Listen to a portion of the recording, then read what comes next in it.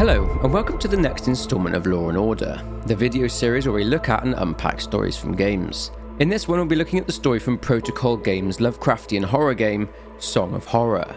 In keeping with other Lovecraftian games of this nature, it was very bleak with paranormal and supernatural events taking place throughout. Now, there were many playable characters in the game which spread its plot over 5 episodes.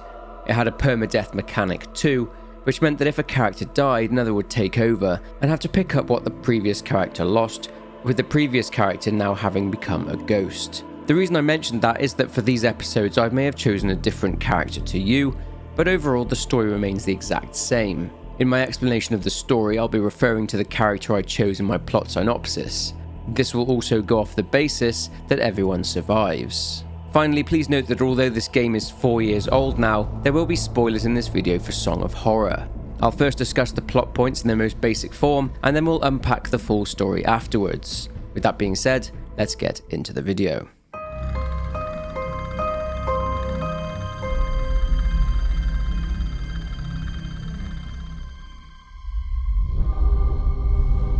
It's the year 1998. Recovering alcoholic Daniel Neuer arrives back at his apartment. After looking around his apartment, he receives a call from a man named Etienne Bertrand. Etienne is the sales manager for Wake Publishing. Daniel had been through some tough times. After he lost his business, he turned to drink, and his marriage to his now ex-wife Sophie fell apart. He then got a job at Wake Publishing as a publicist and as Etienne's assistant, and has been sober for 3 years. Anyway, Etienne mentions that one of their authors, a man named Sebastian Huscher, hasn't responded to the firm in regard to his new book, so Etienne sends Daniel to the Huscher mansion to see if Sebastian is there. He arrives and hears a strange music coming from somewhere. After exploring, he discovers a strange door inside Sebastian's office, and realizing the music is coming from the other side of the door, he goes through it. The door closes behind him, and the door then disappears. Daniel realized that he was trapped and began to fall in and out of sleep. He heard voices, and it seemed to him like they were coming from the other side of the wall. He describes them as desperate cries or tormented screams. But there was nobody there. They were hallucinations. But he keeps hearing the song. 3 days pass. Sophie van den Ende, Daniel's ex-wife, is concerned that she hasn't heard from him, so she goes to visit Etienne at the Wake Publishing offices. He replies that he hasn't heard from him. Etienne says that he will pass by the Huscher mansion when he leaves in order to see if they know anything. Sophie says that she will go. Here is where the first character choice comes into play. The player can choose to go there as Sophie, who has a personal stake in this since it's her ex-husband Daniel that has gone missing. The second choice is Etienne. The third choice is Alexander Laskin, one of the housekeepers at the mansion along with his wife Masha. He's returning to the Huscher mansion after a trip. And the fourth choice is Elena Ramos, an electrician working for Monolith Security, who received a call asking her to fix the power at the Huscher mansion. Now, I chose Sophie, but whoever you chose, the character enters the house. Just like Daniel did, they find it completely empty. The house is pitch black, but Sophie keeps hearing noises on the other side of the doors. She hears a phone ringing, picks it up, and hears the sound of a young girl crying on the other end.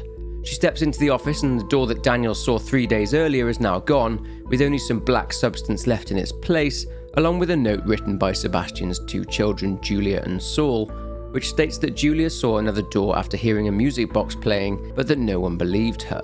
She entered the door, and then her younger brother saw it too. The child mentions that he hid the key to the door in a dollhouse upstairs. Exiting the office, Sophie sees something dark. Whatever it is, it's trying to get through the door. She runs over and fights against the presence in order to shut the door, and she just about manages it. After getting the power on, it's discovered that the dollhouse needs 5 special rag dolls in order for Sophie to obtain the key. She also finds a voice recording from the housekeeper, Masha, which states that Catherine, Sebastian's wife, and the 2 children, Julia and Saul, have not been sleeping. Not only that, but they seem to be avoiding sleep altogether. The presence also tries multiple times to get Sophie, and she manages to avoid it, but only just. Sophie also finds disturbing drawings drawn by the young son Saul. A recording by Saul mentions that Catherine had gone round and broken all of the mirrors in the house. Saul keeps hearing a song everywhere he goes, and he says that something is watching them.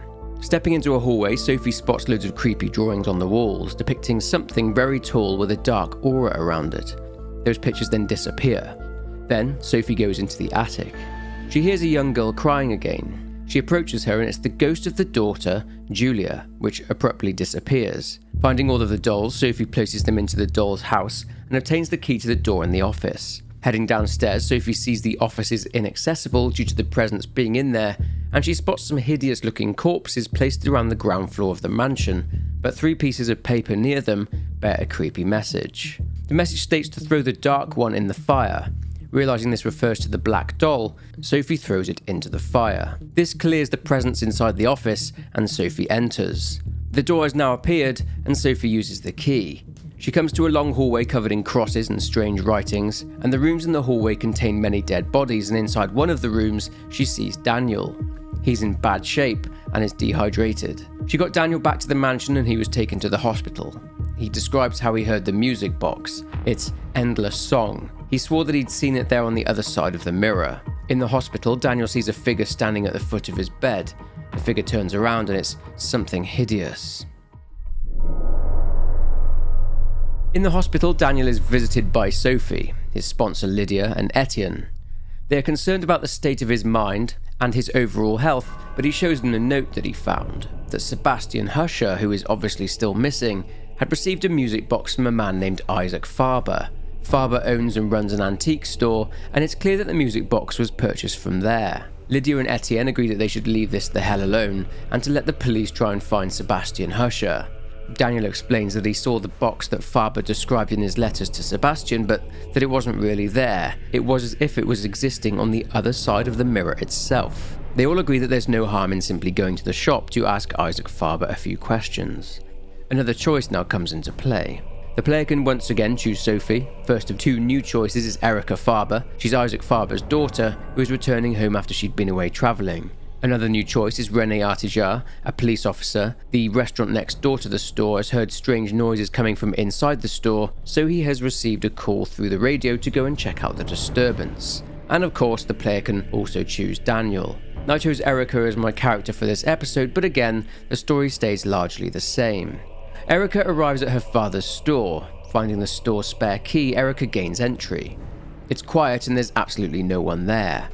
The lights are on, which Erica thinks is very strange. A list of product lots left on the counter has a note scrawled on it, and it mentions the music box, that Isaac Faber had forgotten where he'd put it. It came with a lot bought from an auction, and he placed the items from the lot into a storage room. Erica needs to go to these storage rooms, but the door leading to them is locked. The store itself is situated right in front of some apartments, one of which belongs to Isaac Faber. However, the door to Isaac Faber's apartment is locked. Erica enters the courtyard and spots a fridge magnet on a grate, but she knocks it down into the basement walkway below.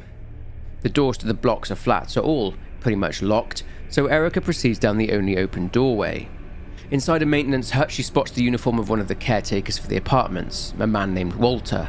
He's a creep and has been somewhat obsessed with Erica. She proceeds into a hallway and finds a night shift report filed by Walter, which reads that he heard strange noises, someone pounding on doors, but when he went to investigate, he found nothing.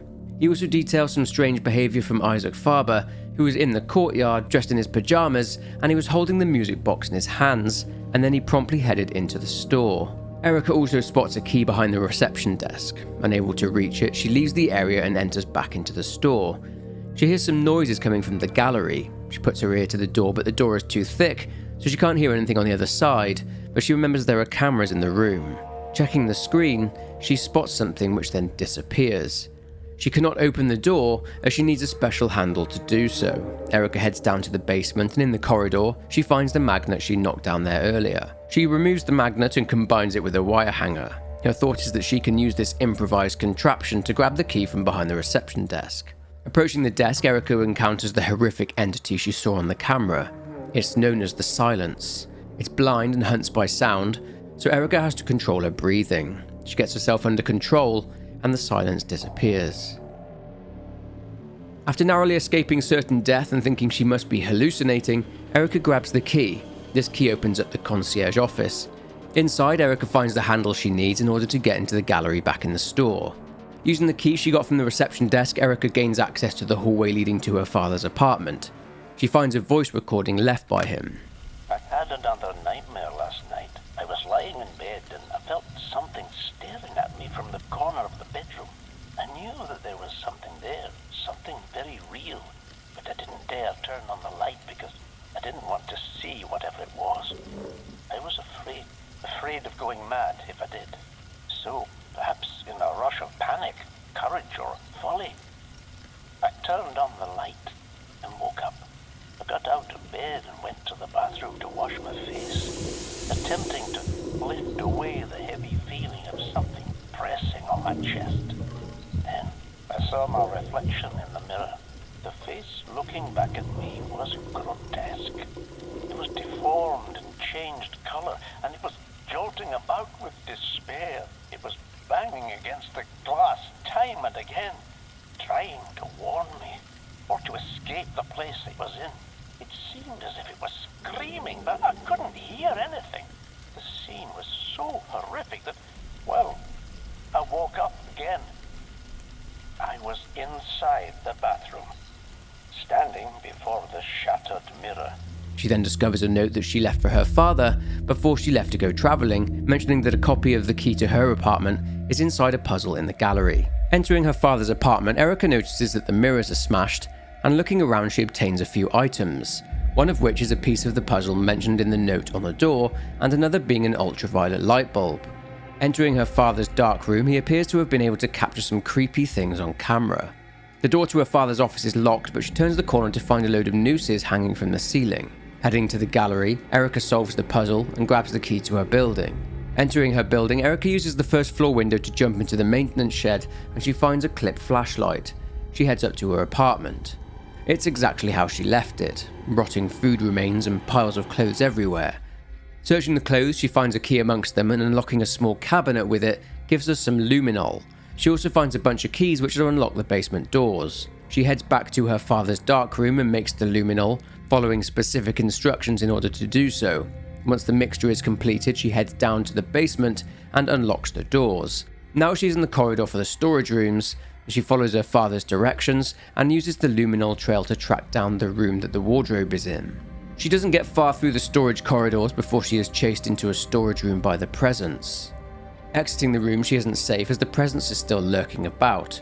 Nonetheless, Erica manages to find the room containing the wardrobe. Erica finds a tape attached to it. It's gone. The box isn't here. I've got it. I've had it all this time. How could it be possible? What the devil is happening to me? I have to get to my office. I must trap it and send it to its owners. LeGrant Family. They're the ones who... My office. I'm going to... I hear them crawling all over and screaming. Erica, come to my office. We'll all be there. Exiting the room, Erica is chased once again by the presence, but again, she narrowly escapes it using a crowbar to pry the door open. Using the same crowbar, Erica opens the door to the office and she finds her father dead. He's deleted himself to escape whatever it was that he was hearing and seeing. The music box was on the desk next to him, and the upside is that they know where it came from now. The LeGrant Family auction. Daniel notices an engraving on the inside of the cover, "To my little Ariadne." So Daniel visits the LeGrant Family manor with Erica. Word is that Ariadne LeGrant Family still lives in the manor, and she does. She sees the music box and says that's its box. She thanks them for bringing it back. She then says he has listened to it. She's referring to Daniel. She takes the box back and closes the door. Later that evening, Daniel visits Sophie. Whilst he's sleeping, he once again experiences some pretty strange and unsettling stuff. Sophie? Oh no.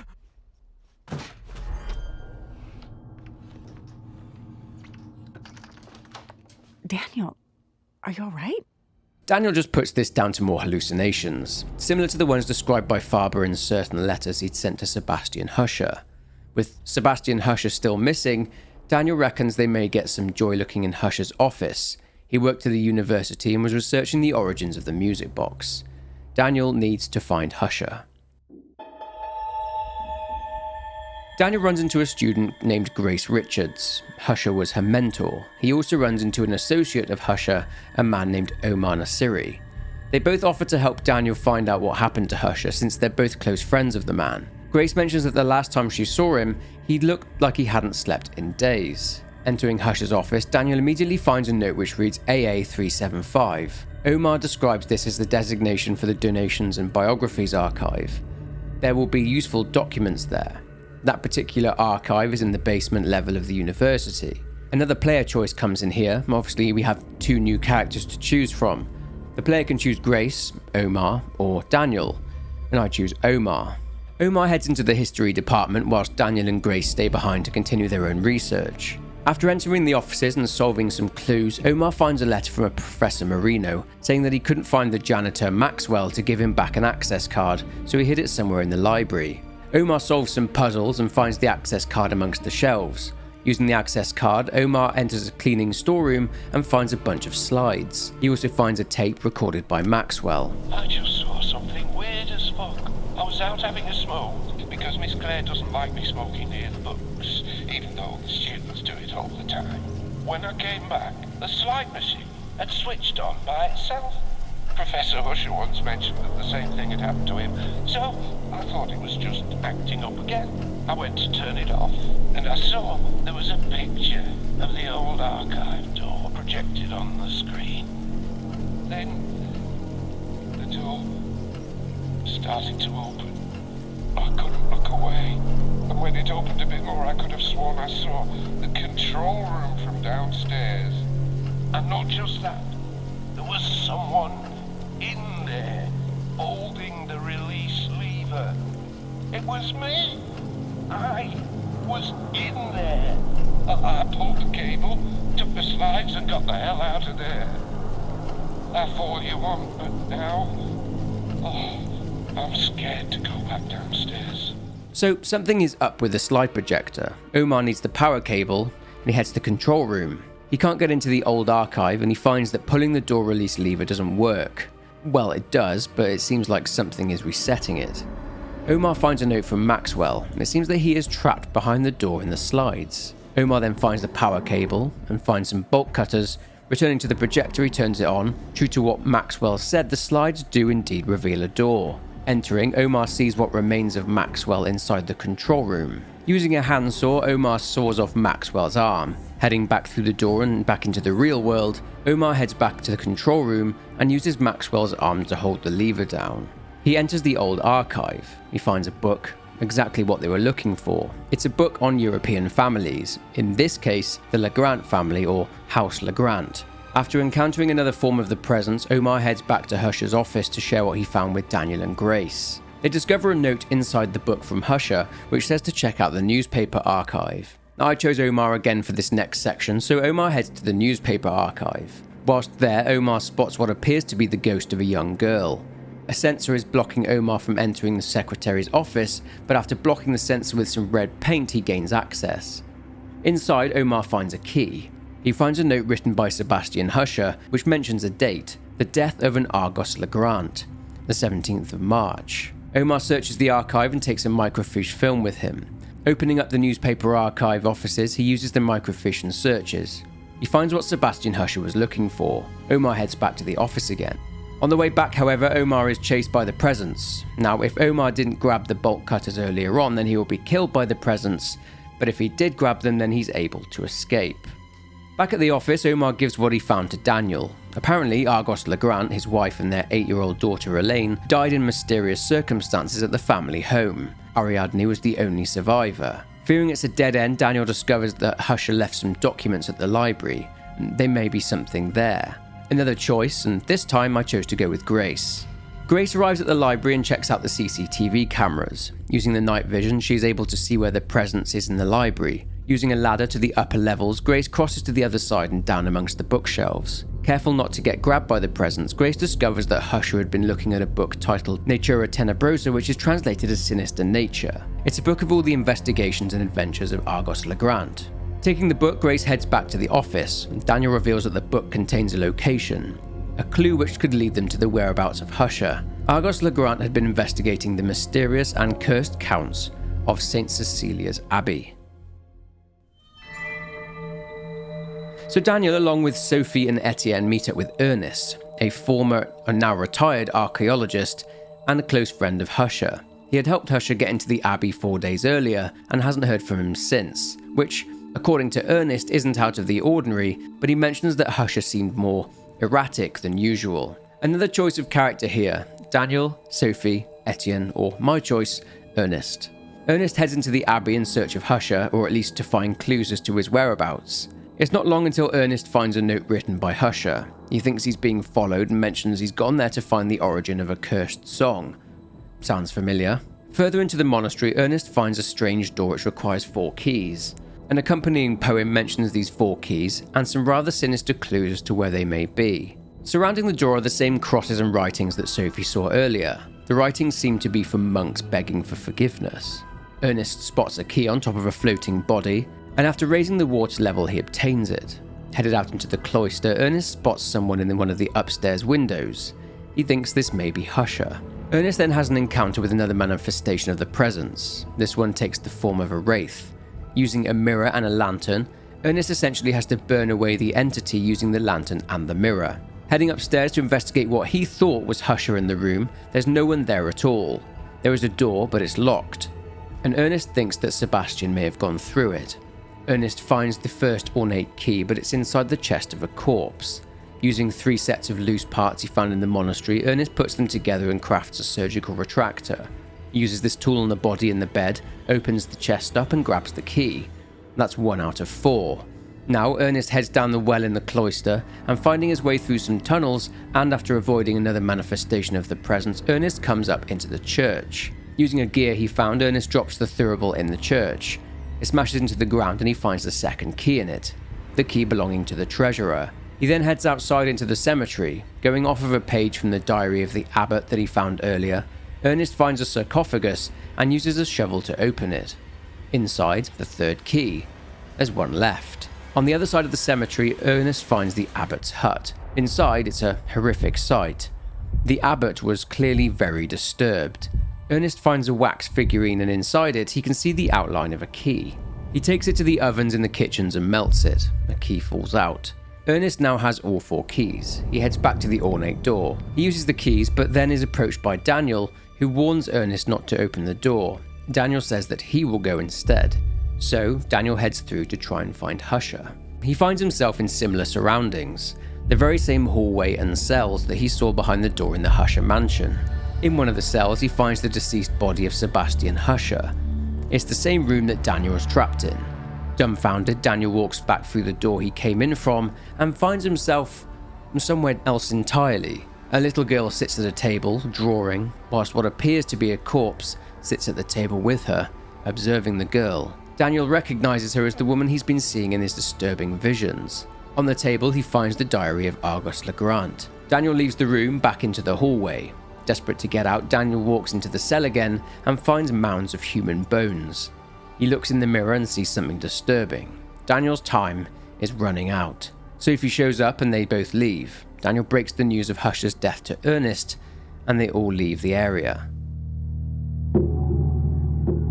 Back at home, Daniel thinks about what he saw in the mirror. He falls asleep though, and he has a vision, a dream of a strange place. Daniel reads the diary of Argus LeGrant. He discovers that Argus LeGrant was tricked into murdering his wife and his daughter Elaine, as the presence made him think that they weren't his family, that they were in fact taken by the presence and were trying to take baby Ariadne away from him. Realizing that he was tricked, Argus ended himself.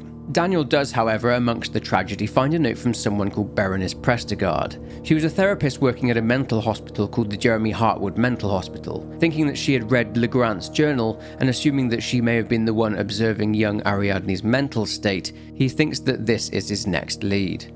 Daniel can call one of 3 possible people to help him: Etienne, Sophie, or his sponsor Lydia. I chose to call Lydia. Lydia enters the hospital. Since the hospital was abandoned shortly after World War I, the hope is that everything there will be largely untouched. Lydia discovers a dismantling notice, and it's revealed that the workers dismantling the hospital were taking everything out of it, but that they cancelled the job and abandoned it after some workers refused to go inside.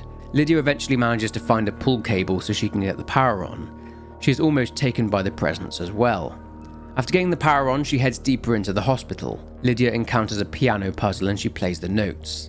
She mentions that the notes from the melody give her an indescribable feeling, something terrifying.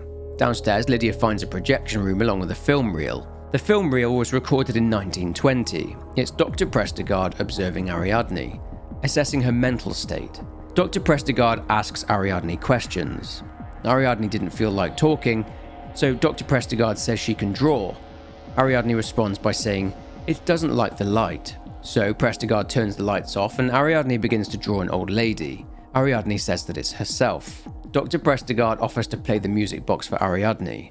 Ariadne tells Dr. Prestegard that she doesn't see it or understand it. She speaks cryptically but says that she doesn't want to sleep alone. She also says that she wants Dr. Prestegard to sleep at the LeGrant family home and listen to the song from the music box. Then Ariadne draws a man. She says the man's name is Mr. Neuer.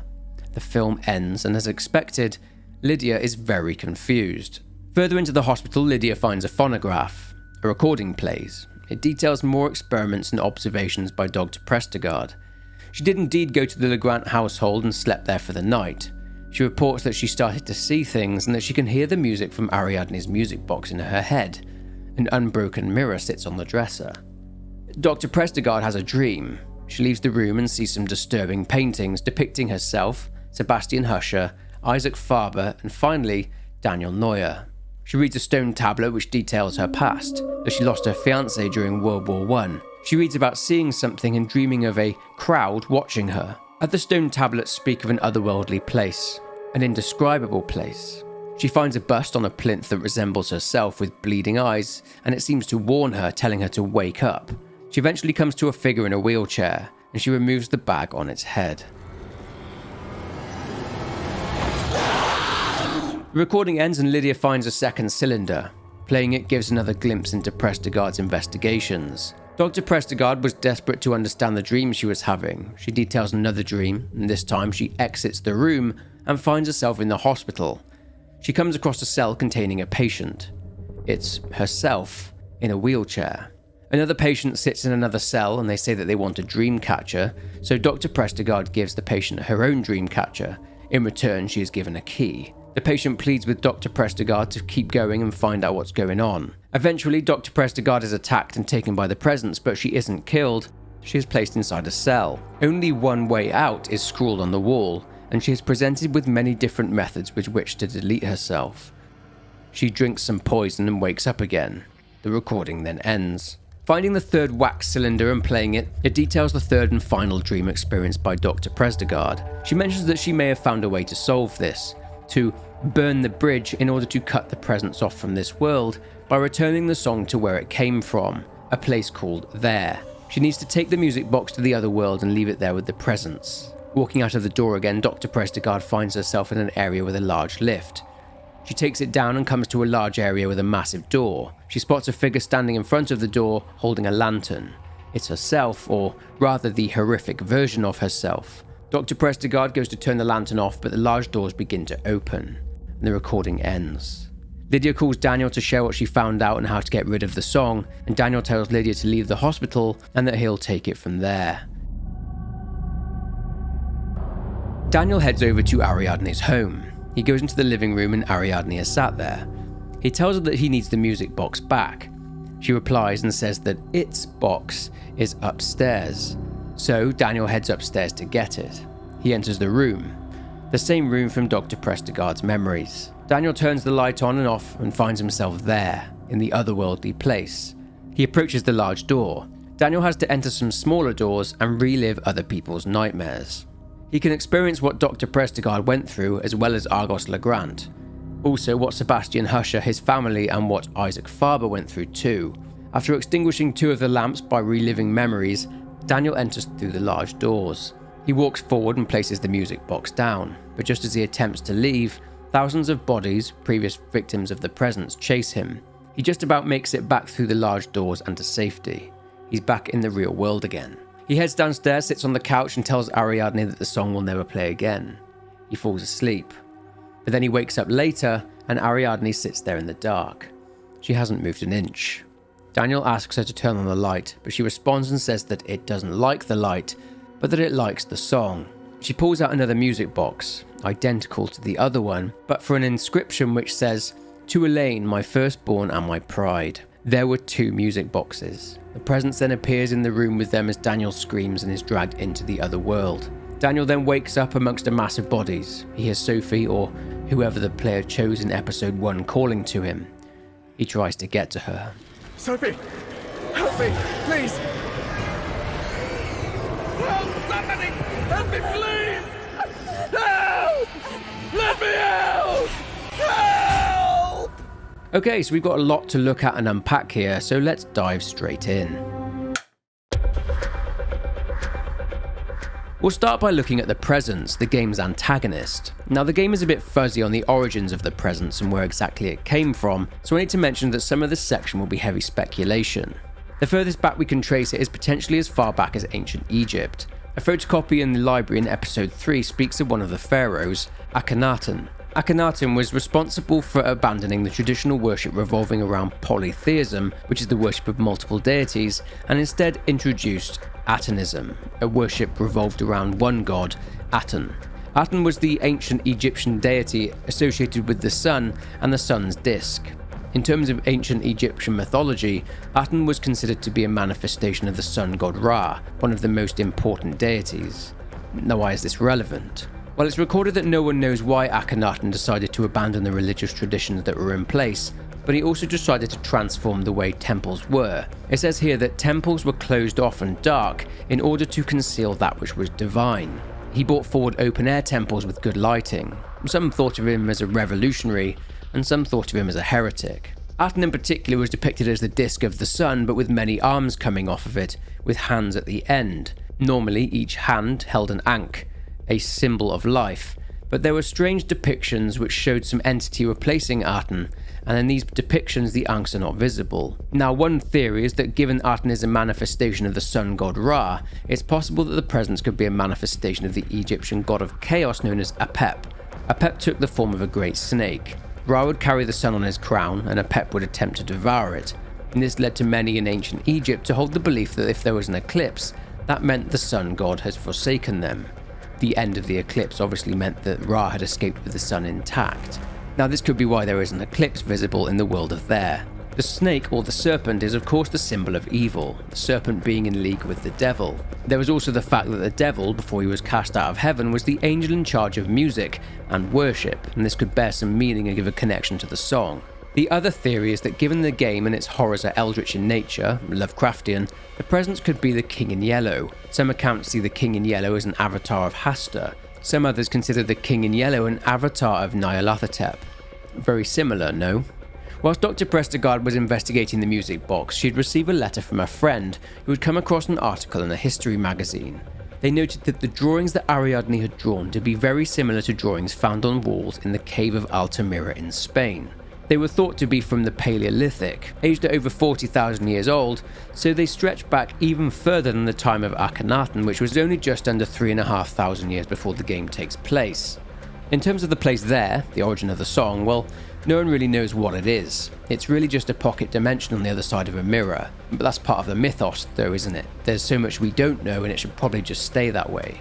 There obviously doesn't follow the standard laws of time, as Daniel was trapped and part of the Presence when Sophie was in the Husher mansion, when he was actually inside the cell beyond the strange door, having been trapped there for 3 days. The Presence, of course, is not its official name, that was just the name that Argos LeGrant gave to it. It's mostly just a collective consciousness, as it seems that each victim is very much aware of what happened to them, as seen with Daniel when he's trapped as part of the Presence at the end of the game. So we looked at the potential origins of the song and the Presence, but the place where all of this kicked off was St. Cecilia's Abbey in 1912.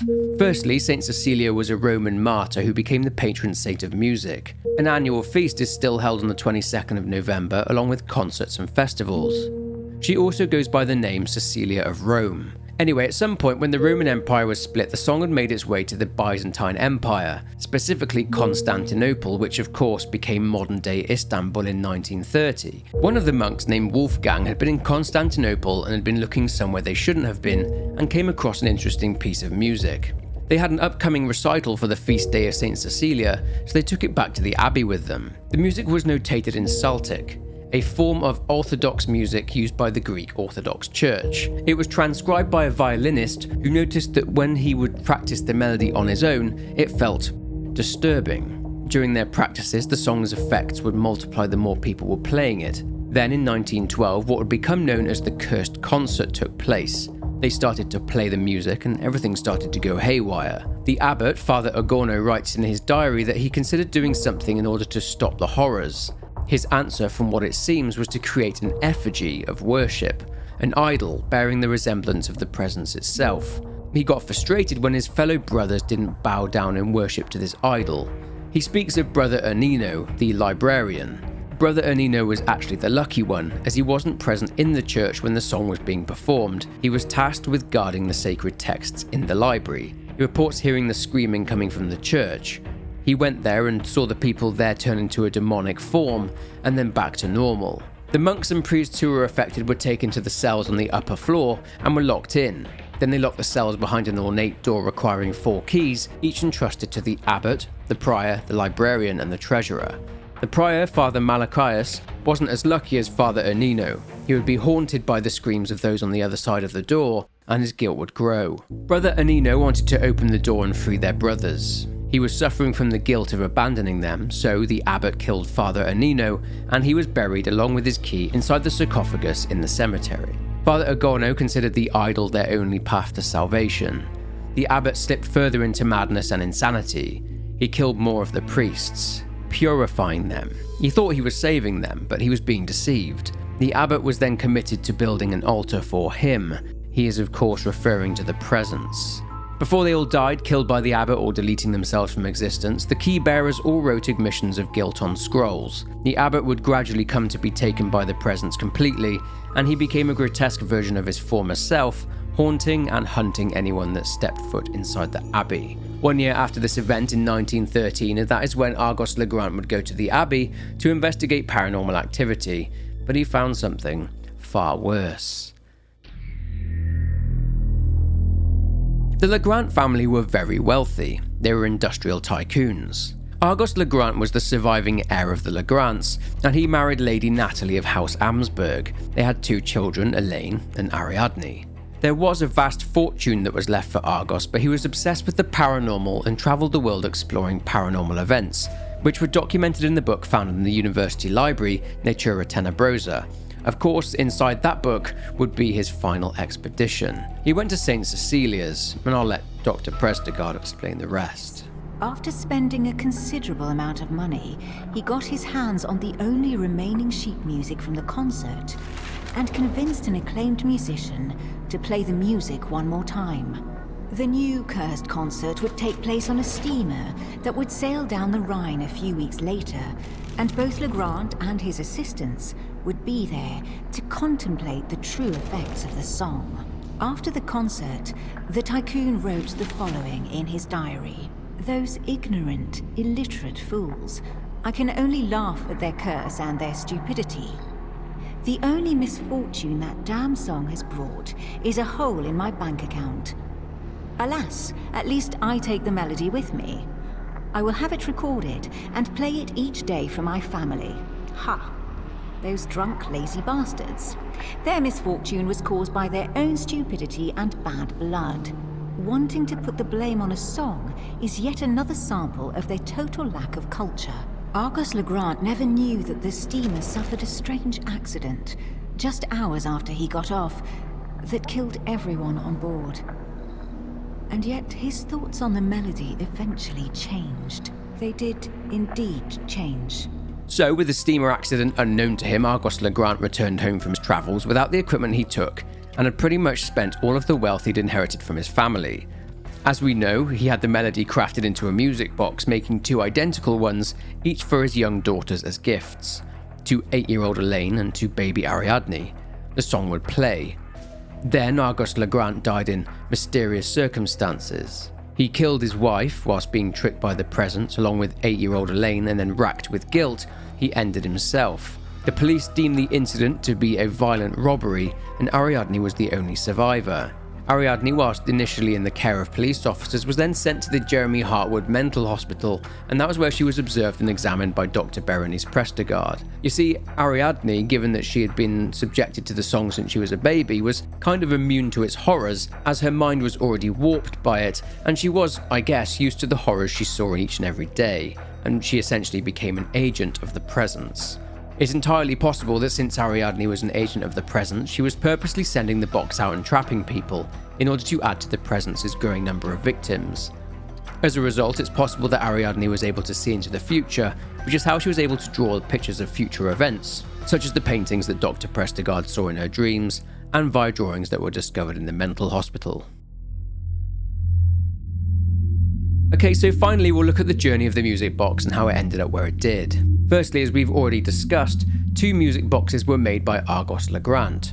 When Ariadne was older, she'd been getting rid of a load of old furniture and got rid of the wardrobe and her music box, which was sold at auction and bought by none other than Isaac Faber, owner of the antique store. But she still had her late sister's music box. Anyway, Isaac listened to the music box and he was dumbfounded. The music box was ornate in appearance, but the melody struck him as peculiar, so Isaac sent the box along with a letter to his friend Sebastian Huscher. Sebastian was a best-selling author of historical fiction who, of course, also worked at the State University of Arts and Humanities. He was married to Catherine and they had 2 children, Julia and Saul. Isaac's hope was that with Sebastian's connections and his contacts at the university, he would be able to trace the origins of the box and what the melody was.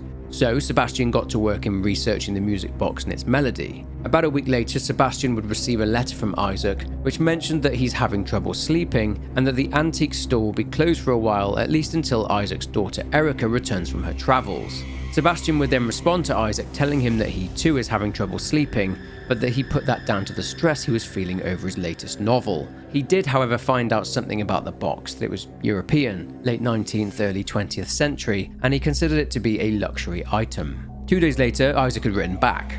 This time he warned Sebastian not to listen to the music box, that something is wrong with the melody. He's hearing it over and over in his head. He feels like something is watching him and that it's there with him. He apologizes for sending him the box. 3 days later, Sebastian responds and says it's too late as he's already listened to the melody. Not only that, Catherine and his 2 children listened to it as well. He's worried now that his family are in danger. He is forced to send the music box back to Isaac. He does, however, say that he will keep researching it. Just over a week later, Isaac received the box back. He asked Sebastian if anything has changed, if he feels better at all. He considers that maybe he should do the same, to send it back to where he got it from. He will await Sebastian's reply, but he mentions that he still feels a presence, like he's being watched. 4 days later, Isaac would receive a letter back from Sebastian. He says that he knows who made the box, but that person is dead. The man he's talking about is, of course, Argos LeGrant. He believes the key is in returning the box. Sebastian mentions that things have improved since sending the box back. But the reality is that they haven't improved, at least not for Sebastian's family. Sebastian would go to the university and attempt to discover more about the box and its melody, and this would lead him to St. Cecilia's Abbey, and he would head there. Isaac, my dear friend, you don't know what you've done with that cursed music box. By the time you tried to warn me, we had all heard the music. Now I find myself trapped in a tragic race against time. I had a hunch. I thought that perhaps by returning the box to you... Damn it, I've been such a fool. I lied, Isaac. I'm sorry. I just need you to hold on while I find a way to make things right. I left the house without telling Catherine. How could I possibly explain something like this? I thought she'd never believe me, and I was wrong. But now it's too late. I only hope you're all safe, and that you will find a way to forgive me.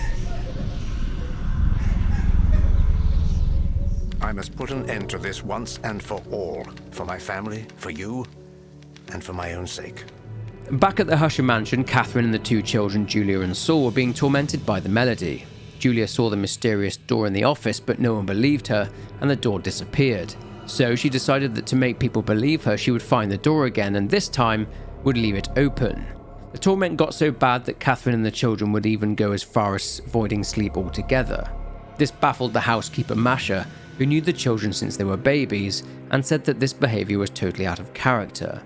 She says that she hears them crying in rooms, but that she can never find them, She eventually attempts to leave, but as she heard the music box, she too was taken by the presence. So 4 days before Daniel went to St. Cecilia's Abbey, Sebastian went there to follow in Argos LeGrant's footsteps. And this section was seen through a bonus section in episode 3. Sebastian went to investigate and found a way of testing what the prior wrote down as a strange ritual. The trick is to sit in front of a mirror, observe one's own reflection, and to dim the lamp until the eyes can no longer see. If done right, the reflection in the mirror is not what it should be. They also write that the more the horrors appear, the less time the person has. Whilst in the room, Sebastian got chased through a door by the ghastly abbot. Unfortunately, this room's corridor led to the cells, and Sebastian enters one of the cells where he can test out the method that he'd found. Sebastian ends up alone in the dark, and as we know, he died after being trapped there for 4 days until he was discovered by Daniel. And that's pretty much it. This was a very good game and I enjoyed it a lot. I loved the ending. I have seen a lot of people saying that they didn't like the ending, as it feels like they were robbed, that they went through all that for nothing. But that's the true spirit of a Lovecraftian game. They traditionally have a grim outcome for the protagonist, who usually succumbs to madness or death at some point. But anyway, if you enjoyed this video, then please leave a like and subscribe to the channel. Leave a comment below with your thoughts, but for now, take care, and I will see you in the next one.